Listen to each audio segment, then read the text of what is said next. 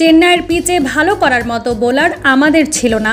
চিপোকে মুস্তাফিজের মতো একজন বোলার থাকলে আমি আগে বোলিং নিতাম। ফিজের মতো একজন বোলারের অভাব হাড়ে হাড়ে টের পেয়েছি এই পিচে।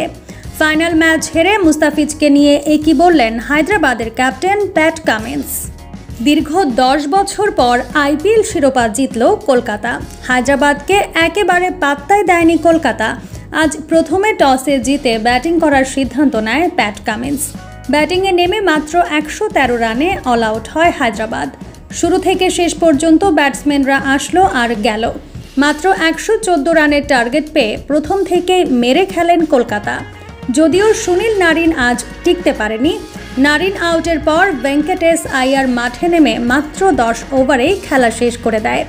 8 উইকেটের বিশাল জয় পায় কলকাতা।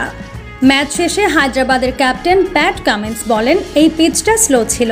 এরকম পিচে সব বোলার ভালো করে না। বোলারদের জন্য আগে আমি ব্যাটিং নিয়েছি, কারণ আমি জানি আমাদের দলে সেরকম কোনো বোলার নেই যে ম্যাচ জিতিয়ে দেবে। এমন পিচে মুস্তাফিজ ভয়াবহ মারাত্মক বোলার। ওর কাটারে বিধ্বস্ত হতে দেখেছি কলকাতাকে। আজকে আমাদের ম্যাচ জিততে হলে এরকম একজন বোলার লাগতো। ফিজের মতো একজন বোলার না থাকার কারণে প্রথমে আজ ব্যাটিং নিয়েছিলাম, তা না হলে বোলিং নিতাম।